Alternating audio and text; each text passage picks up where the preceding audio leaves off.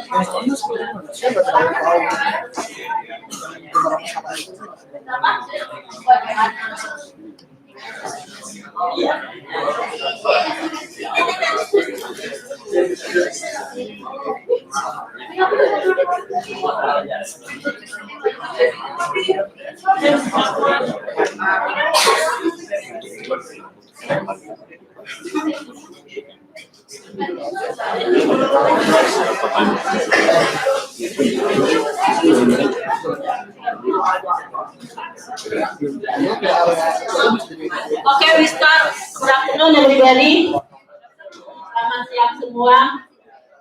Today we have guest lectures. Our topic will discuss about the integration between the environment, social, and economic together, and how the environmental awareness and social awareness together can give you benefit for the economy. We already have Ibu Listiana Shuherman. She is the activist of the permaculture.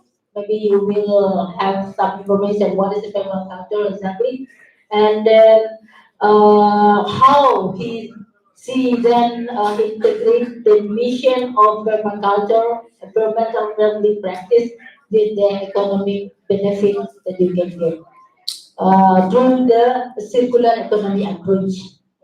Maybe I will not give you much introduction, so I will ask Ibu Mrs. Diana Suherman to give her lectures.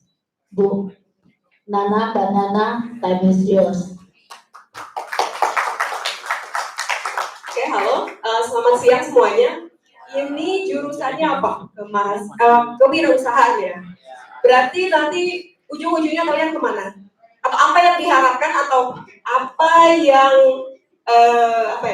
membuat kalian masuk ke jurusan kewirausahaan? Mau jadi pegawai? Pegawai?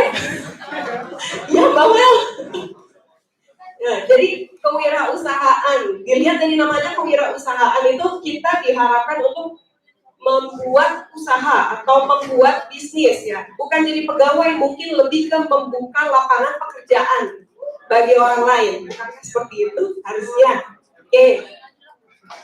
Waktu kita hanya 1,5 jam. Sebenarnya materinya agak padat ya dan gemuk sekali. Jadi saya bagaimana caranya berusaha mempersingkat. Oke. Silakan duduk bagi yang belum duduk. Kita berusaha bagaimana cara mempersingkat waktu. Kita beralih ke yang namanya bisnis ya atau kewirausahaan. Ada yang berpikir nggak kalau yang namanya bisnis itu bentuknya kayak gimana sih? Atau ada yang udah punya bayangan? Oh, nanti aku mau berbisnis bentuknya A, B, C, D, E, F, G. Atau bisnis itu bentuknya A, B, C, D, E, F, G. Ada yang mau tunjuk tangan? Bisnis yang kalian bayangkan itu seperti apa? Startup? Fintech? Gojek? Grab? Apa? Apa kira-kira? Yang ada di mindset tentang bisnis itu apa? Apa Mbak? Ada yang mau? Tunjuk tangan? Gak usah malu-malu. Saya bukan dosen, jadi nilainya nggak akan dikurangi kalau salah. Ayo, apa? Bisnis yang ada di mindset biasanya itu bisnis yang kelihatannya wow, ya nggak? Fintech lah, lihat Gojek lah, Grab lah, gitu. Pokoknya yang keren-keren. Yang menggunakan resource, yang menggunakan energi, yang juga mengeluarkan jejak karbon. Oke. Secara jujur itu memang ada di 99% pikiran mahasiswa jurusan bisnis. Bisnis itu adalah ya begitu. Sekarang kita akan mengupas apa sih yang namanya green business atau circular economy yang kita hubungkan dengan permaculture. Karena mindset orang tentang permaculture adalah permaculture itu kegiatan kaum hippies atau gypsy. Permaculture itu tidak menghasilkan, itu hanya kegiatan sosial untuk alam. Atau you're wrong, definitely wrong. Permaculture itu adalah green business, circular economy yang akan menghasilkan sustainability. Jadi bisnis itu adalah bisnis yang berkelanjutan, bukan hanya sekedar bisnis menghasilkan uang, menghasilkan limbah, memakai jejak karbon, and then buy. Itu bukan bisnis namanya, itu kapitalis. Ya, itu harus garis bawah. Kita bahas pertama, apa itu permaculture? Ya.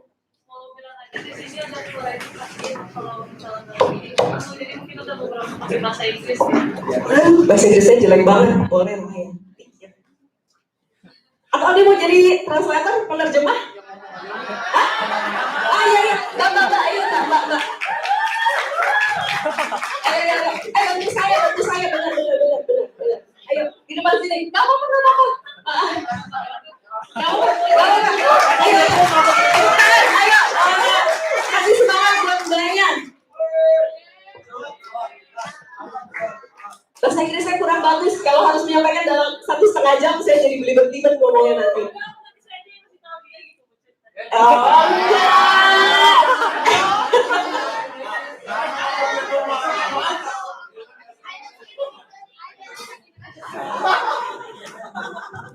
I'm sorry that I'm not very fluent in English, so if I have to explain the whole materi in English, it will be disaster. So this lady will help me to translate. Apa itu permaculture? Mungkin you can Google it yourself ya. Apa sih definisi dari permaculture? Kita nggak akan membahas secara detail karena di sini kita konsep materinya bukan khusus untuk permaculture, tapi nanti bisa di Google. Pertama, the difference between organic gardening dan permaculture. Karena mungkin banyak yang menganggap organik itu sama dengan permaculture, but it's very different. Ini bisa dicek bedanya itu apa, dari bentuk pertaniannya itu juga seperti apa. Permaculture itu punya 3 etika dan 12 prinsip yang harus diterapkan. Nanti ini bisa di googling sendiri juga ya definisinya.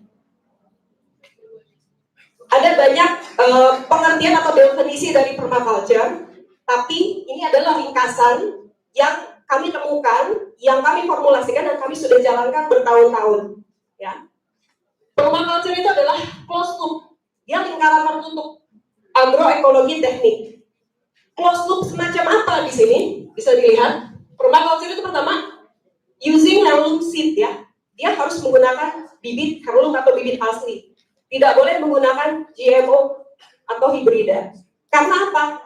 Karena kalau menggunakan bibit hibrida, petaninya harus beli bibit lagi. Artinya apa? Tidak ada ketahanan pangan atau food security tanpa adanya ketahanan benih atau bibit. Bisa ditranslate mana?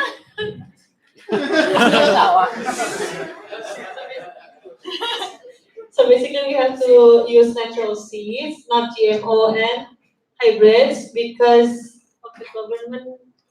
Tidak ada ketahanan pangan tanpa ketahanan bibit. Food security. Oh, there's nothing food security without Seed security. Ya. Kedua adalah soil preservation. Ini yang tidak pernah ada di petani lokal. soil preservation. Padahal soil preservation itu bisa dilakukan dari 3 bulan sampai 1 tahun sebelum masa penanaman.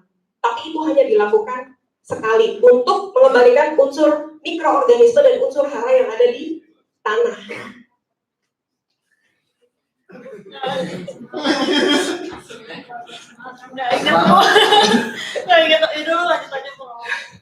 Yang ketiga adalah polycropping. Ya, polycropping itu kebalikan dari monokultur yang hanya menanam satu tanaman di area yang sama.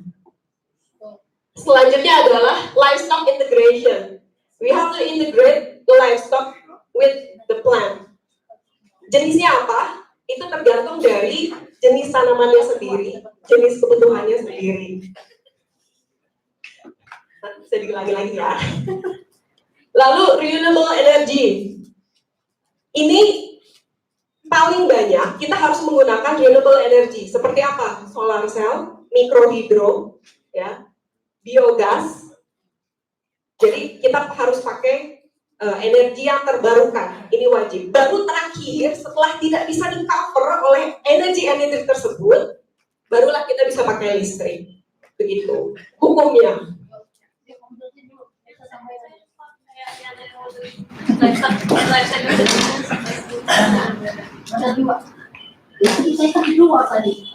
Yang berantem. So, okay, we focus on the renewable energy, but if that doesn't work, then we're on this last step, which is the post harvesting processing, and that process is post harvest processing. Mindset orang terhadap pertanian adalah menjual hasil panen mentah, ya nggak? Sayur, buah. Itu amat dilarang dalam permaculture. Jangan pernah menjual sayuran mentah. Antara harga dengan effort di lapangan itu nggak akan ketutup operational cost-nya. Kalau kalian nanti balik tanya, kenapa sampai sekarang petani bisa hidup? Karena petaninya memang nggak hitung laba. Mereka tidak menghitung tenaga kerja mereka sendiri. Ini realita di lapangan yang bertahun-tahun kami mendampingi para petani di desa dan di dusun. Jadi apapun hasil panen yang dihasilkan itu harus diolah. Contoh tomat. Kemarin dengar kan berita tomat harganya turun, tomat harganya jatuh, akhirnya dibuang-buang. Seharusnya tidak usah seperti itu. Tomat itu bisa kita olah jadi marinara sauce, tomat sauce, dried tomatoes, dan itu sudah kami lakukan di petani binaan kami sehingga harganya naik 4 kali lipat. Gitu. Dan masa penyimpanan lebih lama jelas. Kuncinya ada di situ. Kamu harus mengolah hasil panenmu sendiri, dengan begitu kamu akan menghasilkan 4 kali lipat revenue dan memiliki shelf life yang lebih tinggi atau lebih lama. Okay, so in the permaculture concept, we cannot sell raw vegetables just as it is. We have to process it first, and in this way, there are not many cases of health cases, and then we can add up our revenue to up to 4 times. Nah, yang terakhir ini ada waste management. Waste management ini setiap produksi, setiap industri itu pasti menghasilkan waste atau limbah. Dalam green business kita wajib mengolah limbah kita sendiri, semua jenis limbah. Dengan seperti itu kita akan berkontribusi ke lingkungan, berkontribusi ke masyarakat, berkontribusi ke negara. Inilah kenapa dinamakan closed loop, dan ini arti dari permaculture dan implementasinya dalam bisnis. Yeah, so in the green business, we should process our waste management. So we cannot just waste it up. We have to process it again our waste, and then because that's why it is a closed loop. Oke, kita lanjut ke green business sama dengan circular economy. Sekali lagi, berpermaculture, menyelamatkan alam bukan berarti tidak menghasilkan. Kalau Anda tidak menghasilkan saat Anda menyelamatkan alam, berarti Anda kurang cerdas. Dijelasin Mbak, silahkan. Untuk menyelamatkan alam bukan berarti tidak bisa menghasilkan. Okay, so serving nature doesn't mean that we cannot produce on our own. We could monetize. saving nature doesn't mean we cannot monetize. We can also make business out of it, which is this green business. Di sini nanti bisa dibaca ya, green business itu rewardnya itu apa dari green business.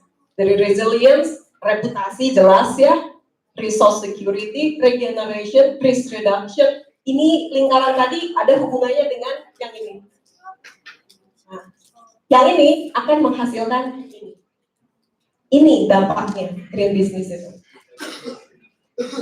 Ya, yang sekarang banyak dilakukan di community ya, untuk green business sudah banyak community besar atau komunitas kecil. Dia membangun green businessnya sendiri. Mungkin yang udah terkenal salah satu contohnya seperti Pasar Papringan gitu ya. Komunitas-komunitas kecil yang membuat bisnis dengan berlandaskan green business atau circular economy itu sudah ada. Nah, kita berlanjut dari tadi ngomong circular economy. What is the definition untuk circular economy? Ada di sini. Paham nggak? Yang satu adalah linear, yang satu recycling, yang satu circular. Artinya apa? Circular itu produce no waste. Nah, sekali. Produce no waste. Linear, you can produce something, but you also produce waste. And you produce carbon footprint. Itu linear. Dan itu mungkin 90% ya. Bisnis di Indonesia itu linear. Yang kedua ada recycling. Ini perhaps few of the industry has started recycling economic, like Unilever, P&G, Danone. They have some CSR movement to reduce, recycle their waste. But hasilnya apa? Dia tetap terbuang. Still there is waste. Circular economy? No. We manage our own waste. Gambarannya seperti ini. Bedanya. Linear economy, 99% bisnis di Indonesia mungkin seperti ini. Take, make, use, waste. Recycling economy, take, make, recycling, use, waste. But still, it has a waste. Yang ketiga, circular economy. We produce no waste. Is it possible? Of course. We have done it years. Why? Why? Kenapa? Kenapa kita nggak boleh produce waste? Okay, let's start with carbon footprint. Ada yang bisa menjelaskan atau ada yang sudah mempelajari tentang carbon footprint? Ya, carbon footprint itu adalah energi yang dihasilkan untuk memproduksi suatu benda. Kita anggap ini benda, apapun itu, benda, makanan. Pertama, Anda bernapas saat Anda diam. Anda mungkin bisa menghitung detak jantung. Tapi saat Anda berlari, beda nggak? Itu baru satu orang. Bayangkan di satu ruangan, Anda diam, satu orang di aula dengan 1000 orang atau 100 orang, beda nggak karbon yang dihasilkan? Beda. Kalau 100 orang atau seluruh orang di ruangan ini bergerak bersama-sama, karbonnya gimana? Lebih banyak? Lebih banyak pasti. Jadi bisa bayangkan berapa jejak karbon yang dihasilkan oleh suatu pabrik dengan ribuan karyawan yang bergerak dan terus bergerak 24 jam. Bisa dibayangkan? Ya Mbak, translate. So yeah, imagine with the industry and the factories that we have today, just by us breathing air in the same time, it's already a lot of carbon. And like imagine the factories itself producing tons of carbon footprints with thousands of employees. There's a lot, yeah. Kita beralih ke produk. Ada yang suka makan coklat? Ada yang suka makan coklat? Tahu nggak? Bisa dilihat berapa ratus gram dari coklat susu, yang milk coklat, itu sebenarnya bisa menghasilkan CO2 berapa yang equivalent of one passenger car drive 1,7 mil. Satu bungkus coklat. Dan itu milk chocolate. No, of course. I do love chocolate. But I have to responsible for the waste. Nah, ini milk chocolate. Yang kedua, kalau coklatnya itu ditanam bukan dari permaculture, dari monoculture, berarti dia harus menebang hutan. Sama yang terjadi di Sumatera sekarang, itu banyak yang ditebang. Kalau dari clear rainforest, ya, si coklatnya itu dia sebenarnya menghabiskan 3,2 mil. Ini energi yang bisa dijalankan, ya, mobil bisa berjalan sejumlah itu dari satu bungkus. Nah itu kalau coklatnya dari Indonesia, gimana kalau coklatnya impor? Ya begitu. Ketiga, ini dark chocolate.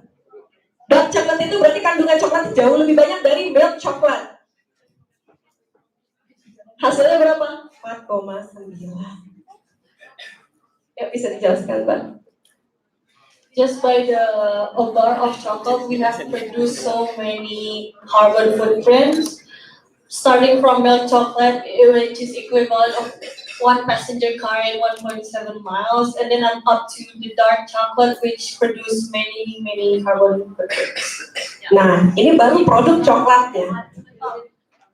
And imagine how if they are imported from other countries, there's a lot more of the carbon that we produce. And that's just from the chocolate itself. But what about the packaging? What about the packaging? Packagingnya gimana?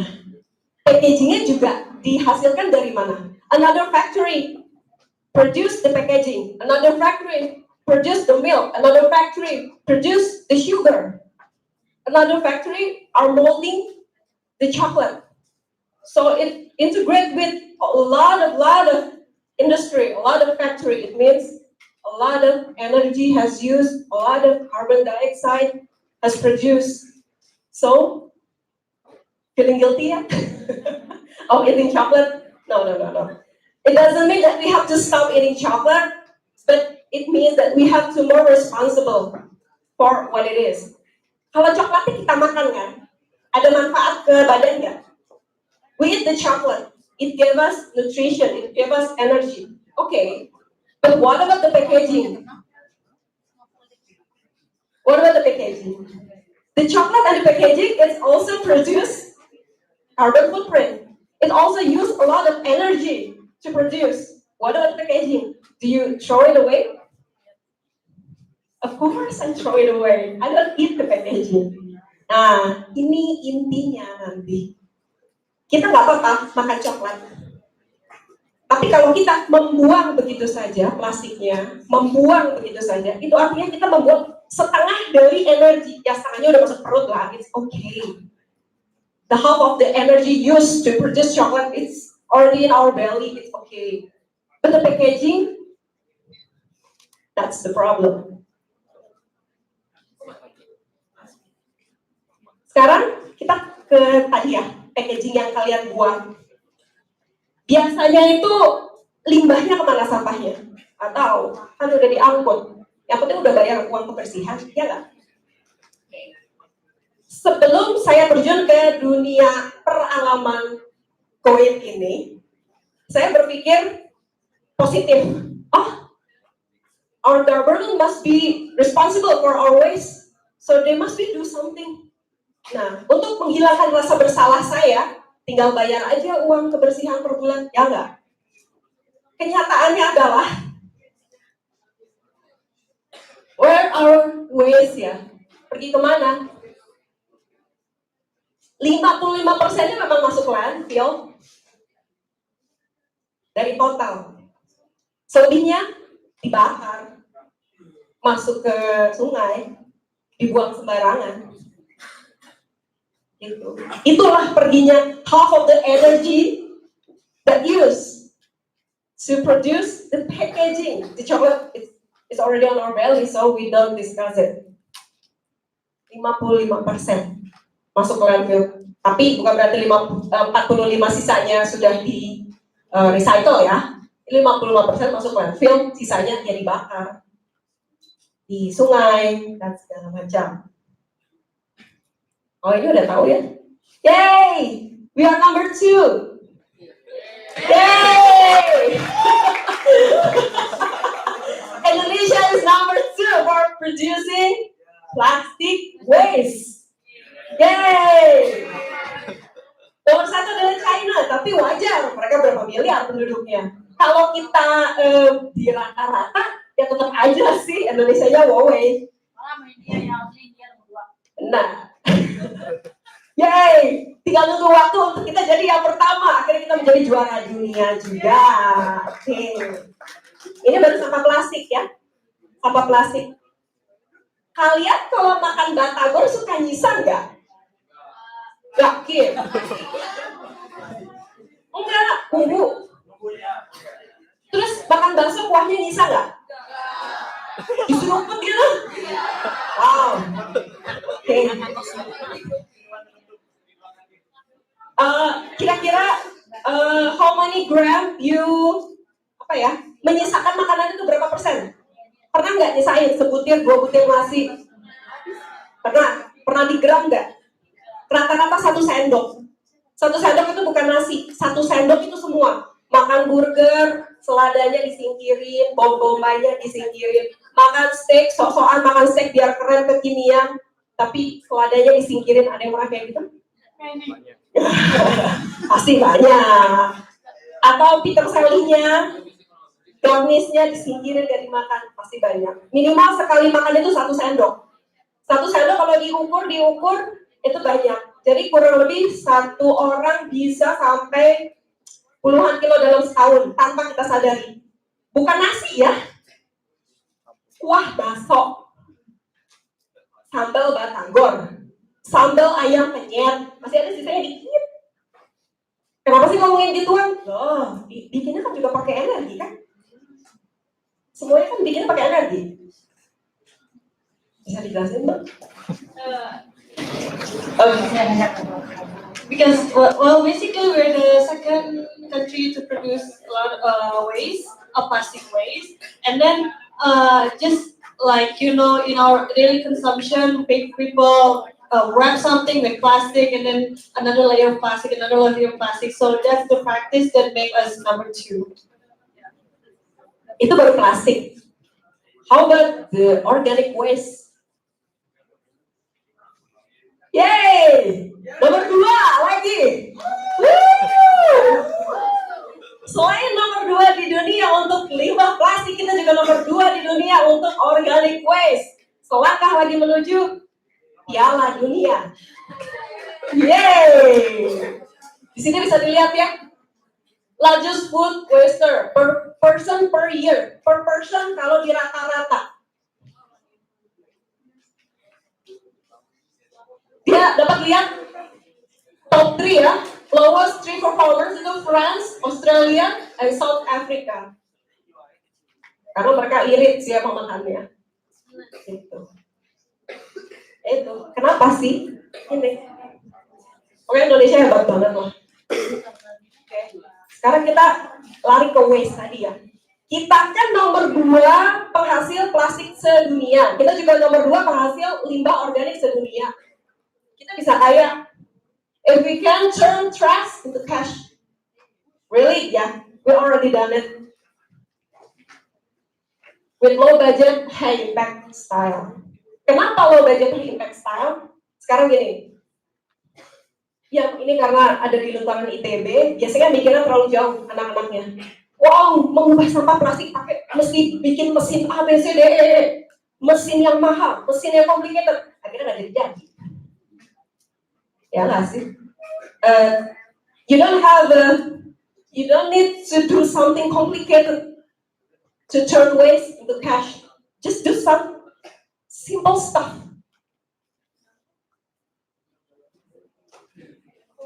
You can turn plastic into eco-green.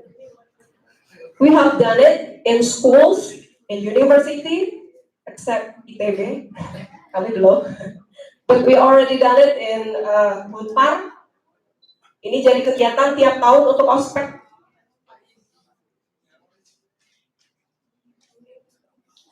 We can turn eco brick into furniture.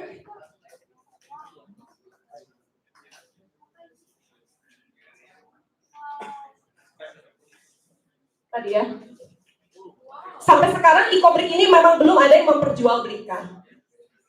Tapi di sini sudah ada gerakan untuk menutar eco brick. Ya.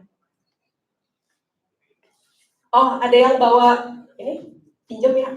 Aku nggak bawa contohnya. Ini berapa mili?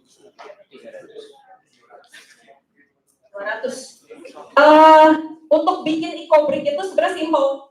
1 botol air mineral ya, apapun itu bentuknya, itu bisa diisi sepertiganya dengan eco brick. Sepertiga. Jadi kalau misalkan 1 botol aqua isi 600 mili, itu isi dari sampah plastik yang dimasukkan itu 200 gram. 200 gram. Berapa banyak 200 gram? Banyak banget, itu kan plastik. Kami telah membuat gerakan ospek ya, untuk anak-anak sekolah SMP. Dalam seminggu kita berhasil mengolah sampah plastik sebanyak, berapa kemarin? Aku lupa. 3.600 kg sampah plastik. Kita jadikan eco brick. Eco brick itu kita buat untuk garden bed di taman sekolah, gapura, dan tembok. So, itu nggak bisa belum bisa dijual, tapi ini bisa dipakai untuk menghemat. Jadi mungkin kalau di ITB kedepannya ada kegiatan orientasi mahasiswa, mungkin bisa diisi dengan ini. Bisa dipakai untuk menghias taman. Ini yang sudah kita lakukan juga di Unpar juga. Ini eco brick. Kalau ada nanti yang mau minta modul khusus eco brick, nanti bisa ya japri. Gimana sih bikin eco brick? So you can save money to build something from eco brick. Kedua, kita ngomongin masalah apa tadi? Limbah makanan, organic waste. Kita bisa ada beberapa metode untuk mengolah organic waste atau limbah makanan. Pertama, fermented. You can ferment organic waste and turn it into mold. Apa itu mold? Mikroorganisme lokal. Fungsinya apa? Nah, ini bisa dilihat definisinya. Fungsinya starter dalam proses dekomposisi. Starter untuk pembuatan POC. Nutrisi tambahan bagi tanaman. Dapat digunakan untuk pestisida. So the function of the mold fermented, which is the main microorganism, local microorganism, is among these, which is natural pesticide, and then also a nutrition provider for plants, soil, yeah, and then also a starter in the decomposition process, and yeah, basically to help plants grow. And the nutrition is far more wider than the ordinary fertilizer. Ini nanti bisa dibaca ya. The main ingredients itu apa? Ya, lake waste, limbah. Semuanya dari ampas kopi, ampas teh.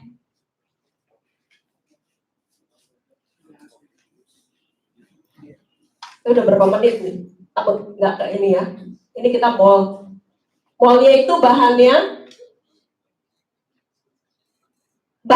utama limbah plus sugar plus water. Perbandingannya 3:1:10. Jelasin. So the materials used are Organic waste, and sugar and water, and the ratio of it, organic waste 3:1:10. So organic waste, soil, and water. So there's a lot of water composition here. Yeah. hasilnya ini. There's the Ini result. hasil yang dijual. Pernah lihat ini di toko? Keren kan? Dia udah nge-branding duluan. Ini dijualnya 25.000 25.000 sampai 30.000 sebotol, seliter. Padahal kalian bisa hitung sendiri ya. 3 banding 1 banding 10 liter jadinya berapa? Kurang lebih 12 liter. Modalnya berapa? Gula doang. Hasilnya berapa? Gede kan? Nanti ada hitungannya kok. Oke. Ini yang sudah. This is a local microorganism which produced by a factory. Ini mau dari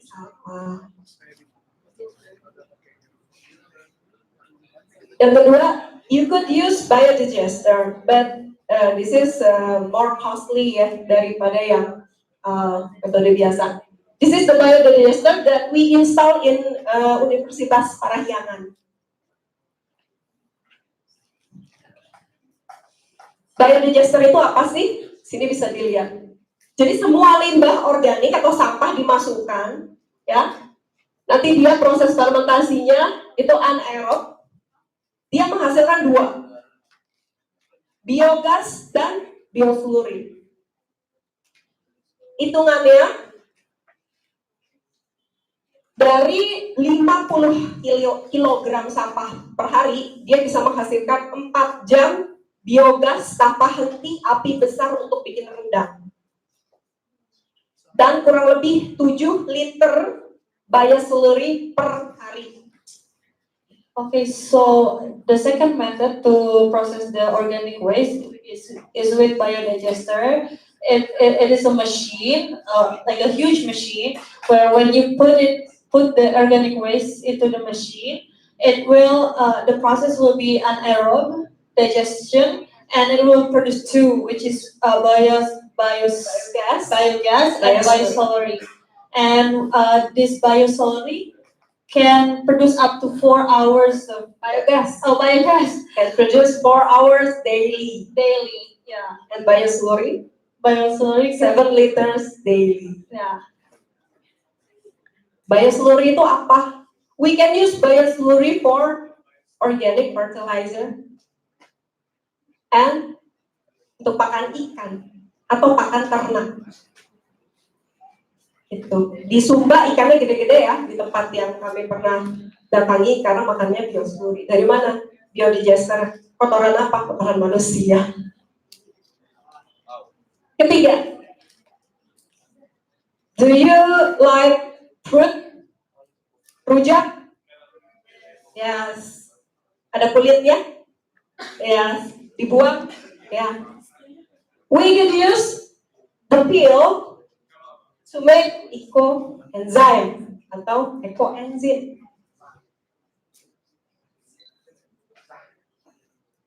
Ini fungsinya, kegunaannya apa? 1 liter ekoenzim yang kita buang. Kenapa kita buang? Karena kan kita pakai ekoenzim itu ada untuk mencuci, untuk ngepel. Itu bisa menjernihkan kembali air sungai sebanyak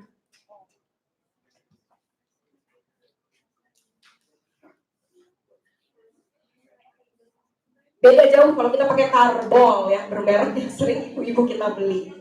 Kenapa? Karena yang kita buat adalah ekoenzim. Ini enzim. Jadi semakin sering kita ngepel, kita nyuci pakai ekoenzim, kita akan melepas mikroorganisme atau enzim-enzim itu ke tanah, ke sungai. Hasilnya jelas bagus. Itu fungsi utamanya. Dari mana? Dari kulit.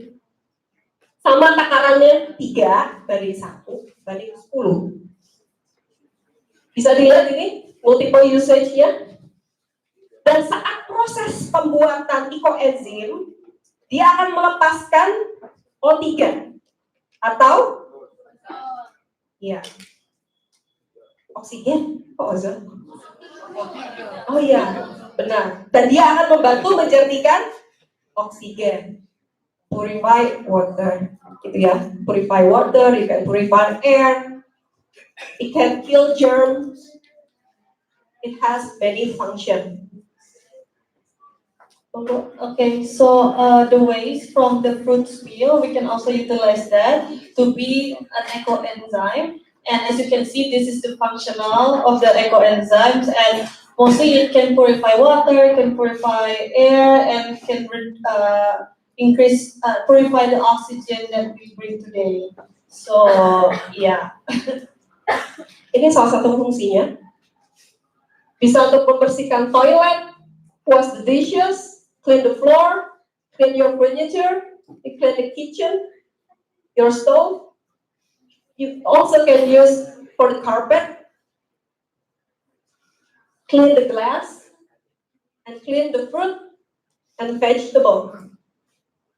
And remember, 1 liter of ecoenzyme, if we use it, it will go to the sewage and go to the river. It will help clean the water. Itu dari apa? Sampah yang kalian buang. Ini ada revenue projection. Kan saya bilang tadi, turn trash into cash. Ini yang sudah kami lakukan.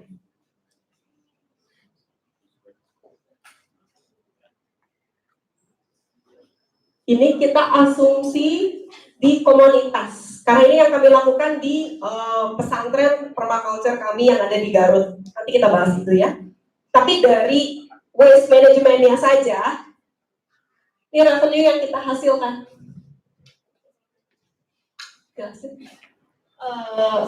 Just as if stated that we can produce waste into cash, this is the projection, and this is what they have done for the last how many months? Years. This last few years, and they can get up to 9 billion 9 billion rupiah. So you can make a business out of that. Yeah. Ini project. Nanti kita bahas ini lagi ya. Oke, kita sekarang bahas ke project. Saya takut waktunya kurang. Now we have 2 projects for the circular economy, for the green business. The first is Sorghum Eco Village, atau kita sebutnya kampung sorghum yang terletak di Banjaran. Why sorghum? You can Google yourself. What is sorghum? What is the benefit of sorghum? Why we plant sorghum? Kalau jawaban paling singkat, because sorghum is, the first is gluten-free food. It's good for your gut health. It's good for the autism, diabetic, low immunity, juga bagus untuk sorghum. This is our project. This is our revenue. Why we choose sorghum? The first rule of permaculture is you have to plant a zero waste plant. Sorghum is a zero waste plant because you can use the grain, the leaves, everything until the root, semuanya, akar, batang, biji, daun, itu semua bisa digunakan, khusus untuk sorghum. Satu penanaman sorghum, satu sekali ngebenihin sorghum, itu dalam setahun bisa 4 kali panen. Karena panennya ditebas, nanti dia muncul lagi, namanya ratun. Satu pohon dalam setahun bisa 4 kali panen. Why we use sorghum ya Bu ya? Why we use sorghum? Because every parts of the sorghum plant itself can be used, like the leaf and then the stem, all of that, and the root also you can use that, and see how many revenue they can get in a year, in years. So yeah, it's very beneficial and very profitable. Pertama kita lihat ya, ini gambaran untuk 1 hektar lahan. The seed benih 750.000 atau 10 kilo kurang lebih untuk 1 hektar. Operasional ini sekali saat di awal. Ini total bisa dilihat berapa jumlahnya. Nah, dari 1 hektar ini dia akan menghasilkan pertama beras ya. Berasnya 50 ton per hektar. harga jualnya itu bisa dibagi. Kedua, bekatul, karena setelah dari biji disosok berkurang setengahnya jadi bekatul. Bekatulnya juga bisa dijual. Ini harganya 10.000 sekilo. Jadi totalnya 25 juta. Yang terakhir silase. Silase itu apa? Batang. Ternyata batangnya kan pendapatannya paling gede ya dibandingkan yang lain. Karena dia paling berat.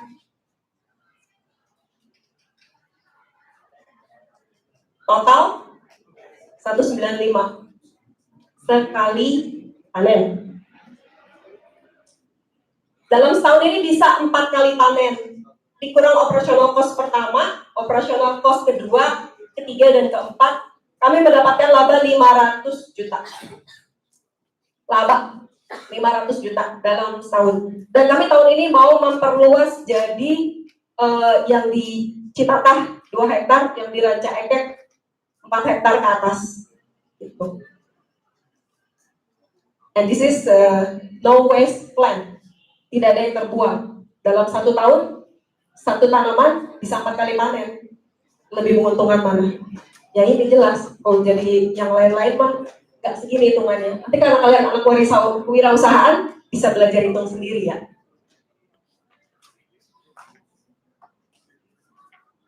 Dan ini baru dari agrikulturnya. Yes. Oke. Ini baru pendapatan dari agrikultur. Ingat, permaculture itu apa? Hulu ke hilir. Kalau Anda sebagai petani permaculture hanya menjual tanamannya saja, meskipun dapat laba besar, itu belum permaculture. Itu belum optimalisasi. Kita dapat revenue dari mana lagi? Dari post harvest processing. Dari beras itu kita tepungkan lagi menjadi tepung sorghum. Tepung sorghumnya diolah jadi berbagai jenis makanan. Itu hitungannya ribet, makanya nggak saya tampilkan di sini. Tapi udah dari kasarnya aja udah kelihatan, emang segitu.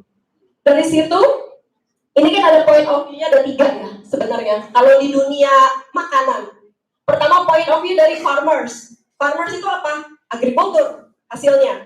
Kedua point of view dari sisi industri, post harvest processing atau makanan olahan. Yang ketiga point of view dari buyers, itu educational tourism. Biasanya di Indonesia petani kita hanya melakukan 1 langkah, ya kan? Nanam, jual kemana? Ke industri untuk diolah, bukan mereka yang mengolah, ya nggak?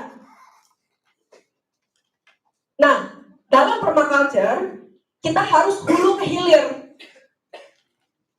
Kita tanam sendiri, kita panen sendiri, kita olah sendiri, dan kita jual sendiri. Bagaimana caranya jual sendiri? We develop sorghum eco village where the buyer can come and collect the product and buy the product. We don't use apa sih makelar bahasa Inggrisnya?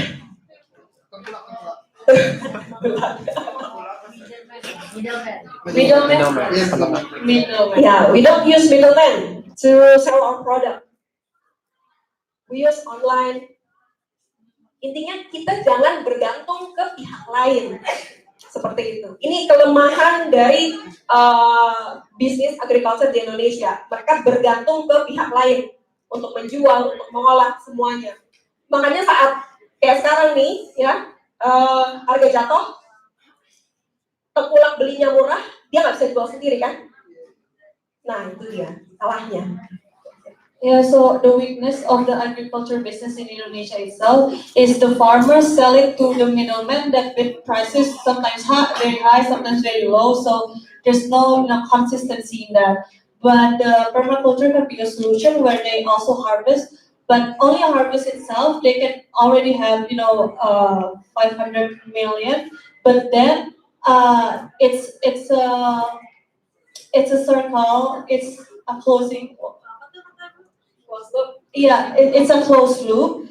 So when they already harvest it, they continue to the post-harvesting processing, and then after they process it itself, one of the product that they produce is, example is the sorghum eco village. Ya. Jadi di sini adalah udah kebaca belum gambaran tentang green business? Circle, muter, loop, ada di situ-situ aja. Semuanya duit, oh jelas. Kelemahannya apa? Agak sedikit capai, memang agak sedikit capek, agak sedikit butuh perhitungan, ya. Karena zaman sekarang orang lebih gampang, hire konsultan, oh minta dijualin sama dia, gitu kan, gampang. Itu kamu nggak akan mencapai ketahanan pangan kalau kayak gitu, karena bergantung dengan pihak ketiga. Dari educational tourism di sini, kampung sorghum ini kita buat untuk komunitas, untuk visitor datang, untuk membeli, untuk workshop, untuk mengadakan seminar. Pendapatannya dari mana? Jelas tiket masuk. Suka ke tempat wisata kan? Justru bagus. Berapa sekarang? 20, 25, 30 satu orang. Tuh. Nah ini kita ambil dari tiket masuk. Yang datang itu bisa ikut nanti ada acara menanam, ada acara panen, ada acara semuanya, ada workshop di sana. Kita dapat revenue segini. Yeah, so how did you produce revenue from the sorghum eco village? Is that they give it a tourist place, like an attractive,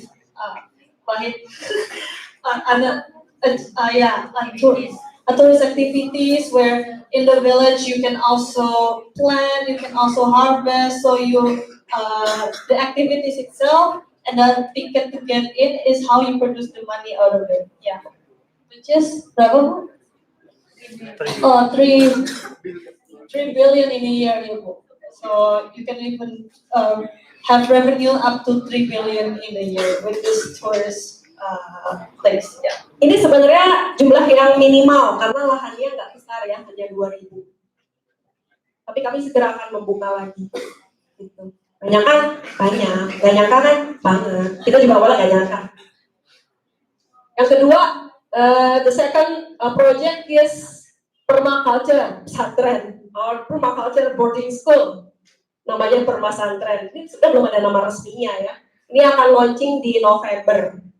Jadi dalam sebuah pesantren ini akan kita laksanakan tadi green business, circular economy ada di situ, dan farm to table dari santri. Islamic boarding school, pesantren, it's Islamic boarding school. So we have another project to develop a permaculture in Islamic boarding school where they can be sustainable from garden to table. They eat their own vegetable, fruit, and also we create our circular economy also. We produce the product. Ini sejalan dengan gerakan pemerintah sekarang ya Bu, kalau nggak salah. Satu pesantren, satu produk, gimana nih? One school, one product. One school, one product gitu. Jadi ini integrasi dengan program pemerintah juga. Tuh, sini ya. Hitungan dari pesantren ya kurang lebih sama kayak tadi. Jadi dari pesantren tersebut kita bisa menghasilkan kurang lebih dalam setahun tadi berapa? 3 dan itu jumlah minimal kok. Karena ini pesantrennya eksklusif, jadi hanya 40 satu batch. Ayo dijelasin. Okay, so they also have this boarding school, Islamic boarding school, where they do this harvesting and also planting and creating products of the agriculture industry because it aligns with the government plan, which is government program, which is one school, one product. That means that this school, they also make products out of it, and it is a green product. Yeah. So the Islamic boarding school is a sustainability. Ya, gambaran deskripsi dari sustainable living ada di sini. Ya, pendapatannya ini dan ini dari limbah. Karena kita install biodigestor di sana. Satu lagi Meskipun kalian ngaku, saya nggak pernah buang-buang sesuatu, kalian setiap hari pasti buang sesuatu. Kok ketawa?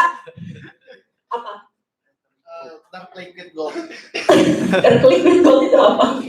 Itu bahasa sopan gitu. Oh, apa bahasa nggak sopannya? Kotoran manusia. Every day you produce waste. Every morning on the toilet. Yeah. One person can produce 200 grams human manure a day. So if you go to the toilet 3 times a day, yeah. So one person can produce human manure 200 grams. And where do the waste go? Septic tank? They go nowhere. You can use the human manure waste. This is the answer for the human manure or animal manure. If you have pets, dogs, cats, cow, goat, you can put their manure here because we done that. One cow produces 27 kilos manure per day. Per pooping. Setiap poop dia menghasilkan 27 kilo. Where did the poop go? Into the river. A lot of farmers just throw their animal waste into the river. Yeah, it's true. It's the reality. Because they didn't know what to do with their cow waste. The answer is this. This is the simple, this is the simplest way to manage your manure or animal waste. Gitu. Jadi dari bayangkan SPM ITB, di ITB have berapa ribu student? Around 60,000. 18,000. 4,000 per angkatan. Can you help me to count how many human manure produced in the university? Yeah, help me to count the human manure in university. Per person, it can produce 200 grams. So, how many biogas and bioslurry can you produce from SBM ITB itself? 3.6 ton. 3 tons of 3 tons of human waste. yeah, A day. almost 4 3. Okay. a day. Day.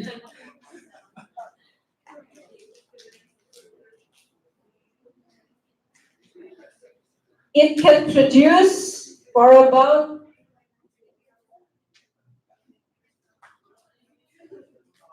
15 hours biogas daily. 50. And it could convert into electricity. So you can light up your electricity using your manure. So you can push the Ibu Mel dan dosen-dosen untuk mengisahkan digester. Enggak promosi daripada kebuang.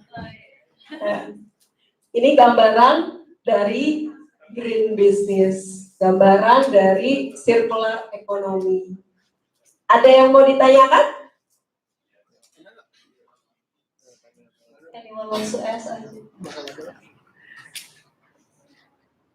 Sudah jelas gambaran tentang apa yang disebut dengan green business? Ada yang mau ditanya?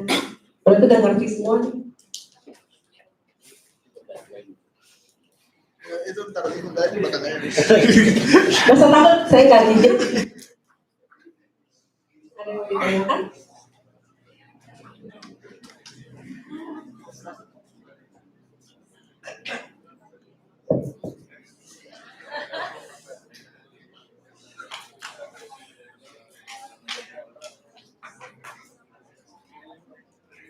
Ada yang mau tanya?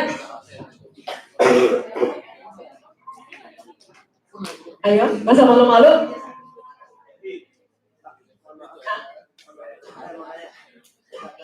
Ya. Aja dulu.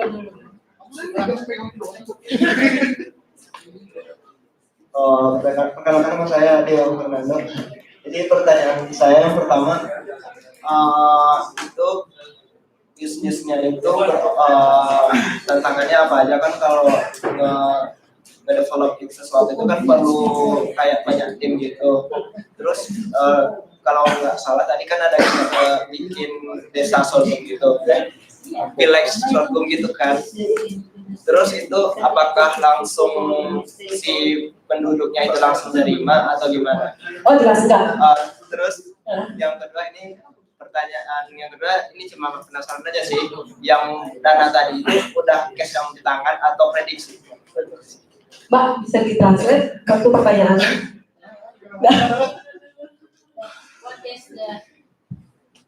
What is the barrier of the in running the business, and then all the number that you show in your slide, is it just a prediction or some things that the existing income of your family? Tantangan untuk mendevelop kampung sorghum atau desa-desa wisata lainnya ada di manusia. Itu nomor satu. Tantangannya lebih berat daripada kamu bikin pabrik sebenarnya. Solusinya seperti apa? Solusinya adalah langkah pertama, kita jangan menggunakan tanah milik warga. Minimal itu memang lahan kita atau lahan tim kita atau lahan warga yang memang sudah siap berkolaborasi. Karakter dari orang Indonesia adalah follower. They will follow you if they think you can success. Gitu. Jadi tantangan di kampung sorghum ini juga sampai sekarang tetangganya belum nengok karena belum wow. Tapi memang target kita karena memang belum selesai 100% bangunannya meskipun visitornya sudah ada, tapi memang belum cantik, jadi belum dibilang wow. Dan itu sama aja di desa manapun, di daerah manapun itu pasti omongan nyer-nyer tetangga. Kalau untuk membangun seperti ini ya, sustainable village atau sustainable ecotourism itu pasti barrier-nya itu yang karakter gitu. Kuncinya itu pertama harus milik kita dulu atau milik warga yang memang sudah connect sama kita. Jangan memaksakan proyek yang si penduduknya itu belum setuju. Itu bisa nggak beres-beres. Karena kamu punya pengalaman 3 tahun nggak beres-beres mengurus yang di Wonosobo. Begitu. So how do we make the business like this eco village? One of the factor is that you have to have the rights to the field that you are going to build this village itself. So do not violate the local rules because if first we have to own the land itself, or we have to have this good collaboration with the local people, local community for the land sharing. Because the cases that if we penetrate to build the business, the village on our own the process does not. It doesn't come to an end. Like the example in Wonosobo, they've tried it, but until 3 years until now, it hasn't finished. They haven't made anything. Yeah. Simply make sure the ownership of the land. Yes. That's the first rule. Make sure the ownership of the land. Never use the apa sih namanya tanah adat itu. Community land. Yeah, don't use the land that a community owns because the characteristic of Indonesian people are quite unique. So we have to know the basic, we have to know their personality, we have to know the character first. And if we entering one village or to another village and another village, it can use a different approach. It has to be different approach. Do not use the same approach because every village is unique. Okay, the second question is the revenue. This is the real revenue. It's already into our bank account, but it's already on our bank account. But this year we will develop another more wider, more bigger, and it involves local farmers, local artisan. Ada lagi pertanyaan?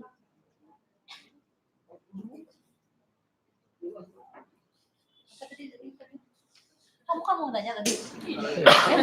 Yang terakhir. The last question is. Udah, uang. Is it possible to produce wine?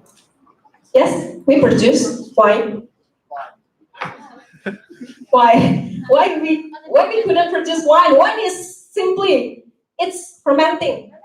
It needs main ingredients. It needs sugar content. It needs water. It needs yeast. Sama aja potong kafe gitu. It's done. Maksudnya kayak karakteristik rasanya gimana gitu? Karakteristik pernah minum wine nggak? Oh enggak. Spesial untuk wine, it has a unique taste, dry taste, and that taste it comes from tannin. Biasanya dari kulit anggur. Itu yang taste di mulut itu rasanya agak sepet, kering, tapi dalam. Itu dari tannin asalnya. Gitu. Nah, tannin itu bukan hanya ada di kulit anggur. Itu ada di manapun. Kopi, teh, itu mengandung tannin. Apapun yang berasa sepet, yang berasa kering, itu pasti mengandung tannin. Beras ketan, hitam, tanninnya tinggi. Sorghum, tanninnya tinggi. Jadi itu bisa. Dan kami lagi buang, nanti mampir. Kita main testing.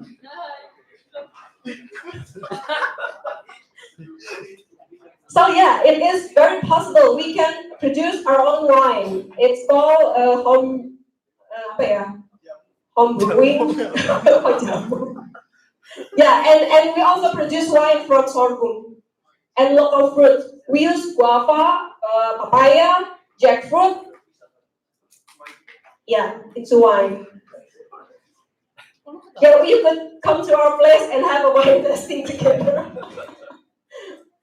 Ada lagi pertanyaan? Ya. I want to ask about the eco bricks. Does it generate unpleasing smell because it comes from trash? Yeah. The first rule of making the eco brick is you have to make sure that the plastic garbage or the plastic trash is clean. Yeah, you have to clean it first, and then you dry it under the sun, and then you make the eco brick. Why? Because do you know how long the plastic will degrade? Dia nggak akan bisa hancur kan? 500 tahun. If you make a eco brick from clean plastic, you clean it first, then you dry it under the sun. It could last until 20 years. Yeah, the eco brick will last until 20 years, 30 years, and more if you make the interior and you put it inside. If you put it outside, it get too shiny, itu kena matahari, jadi mungkin nanti dia lama-lama kan apa sih namanya warnanya tuh luntur. So it could last for 20 years if you make the eco brick from clean plastic. Yeah, you have to wash it first. Jangan ada sisa kuah batagor ya. Karena apa?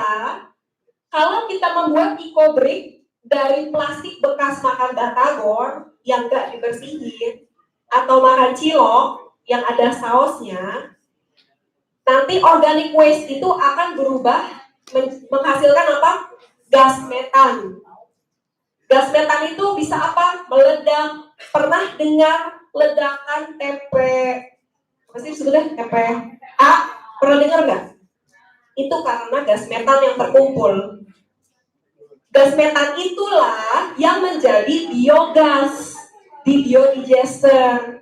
Jadi dalam biodigester, metan itu dikumpulkan, dikonversikan menjadi biogas. Ya makanya saya bilang daripada meledak, mending dipakai buat masak, buat listrik. Karena hasil dari biogas itu bisa buat masak, bisa buat listrik, bisa juga untuk penghangat air di kamar mandi. Intinya itu energi. Di Eropa sebenarnya itu beberapa negara juga sudah pakai biogas itu untuk biodieselnya. Gitu. Karena memang itu energi. Okay, so the plastic for eco-brick should be washed first. But if it still has the stain of, I don't know if you know batagor, that Indonesian food, like, okay, so if the plastic still has this Indonesian this food waste, it will return into methane that might explode. So first you should clean it first.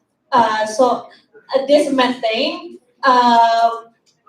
instead of being exploded, the biodigester could turn it into biogas. So itu aja kan?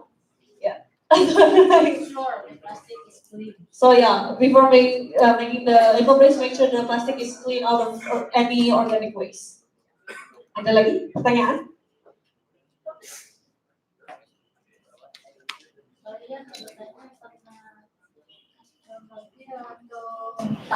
Udah ngerti? Atau ngitung? Ada yang ngitung baru? Ada yang ngitung? Ada lagi yang mau bertanya? Oh iya. Sekolah Permaculture Indonesia itu ada hubungan nggak sama Bandung? Nggak ada. Semua itu kan, itu bumi langit. Iya. Oh, sudah ada. Different approach. Ada lagi? Ya?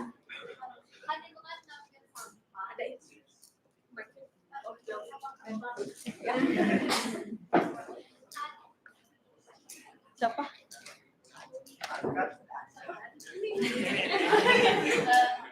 Kan itu kan ngolah sampah.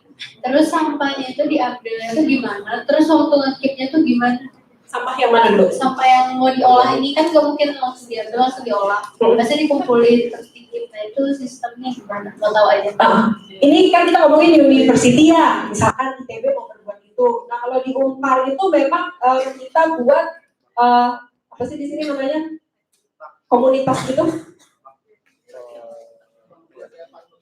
Hah? Bukan, mahasiswanya itu namanya apa? Kumpulan mahasiswa gitu? Kan suka ada ya? Oh, himpunan ya. Saya sudah lama sekali tidak kuliah sampai lupa.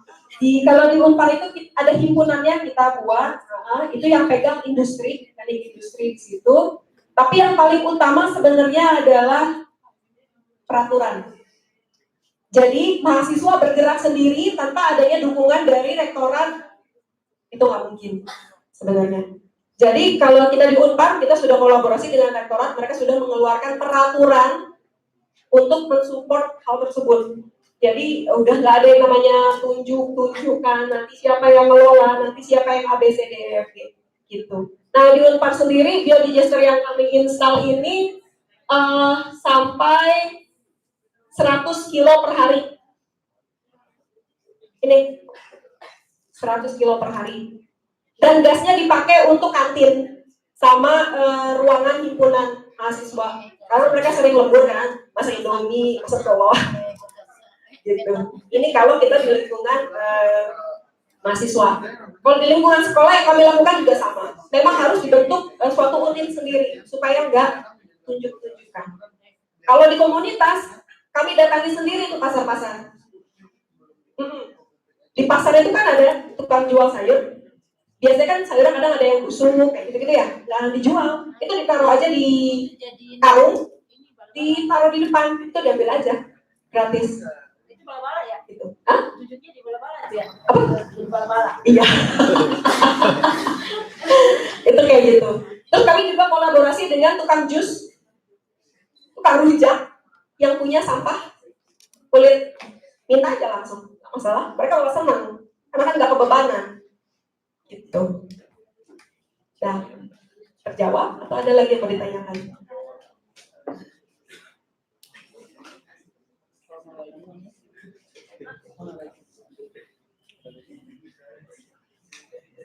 No question? Ayo, No. sebelum kita berpisah, nanti yang mau materinya japri aja. Kirim ke aku aja mas.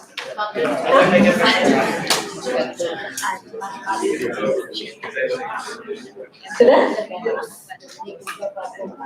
Ada yang mau bertanya? Ada yang mau wine? Nanti kita hubungi kalau wine-nya udah siap. Masih di aging soalnya. Nanti kita mau wine bareng di kebun. Udah? Cukup? Kalau cukup ini nanti saya akhiri kembali ya. Dengan kita mengingat kembali apa sih materi yang dari tadi kita bahas. Ingat, green business hubungannya dengan permaculture itu apa? It's a closed loop agroekologi teknik. Itu. Ini adalah gambaran dari green business, circular economy, dan sustainability. Sebuah bisnis yang tidak merugikan bagi alam, tidak merugikan warga sekitar, tapi juga membuat kita kaya raya. Amin. Karena itu tujuannya. Bisnis itu untuk membuat kita kaya raya. Tapi jangan sampai kita kaya raya dengan mengorbankan alam. Begitu. Dengan menghasilkan limbah. Dengan menghasilkan jejak karbon. Itu kunci dari green business. Kunci dari bisnis yang akan sustain. Bonusnya adalah revenue. Itu. Kebetulan nanti mungkin kalau kalian belum lulus kuliahnya, mungkin belum di tahun-tahun akhir, nanti mungkin bisa kita invite ke pesantren permaculture atau Sorghum Eco Village untuk belajar bareng. Gitu. Ya. Segitu saja dari saya. Terima kasih. Bawa ini. Oke, thank you Mbak Nana.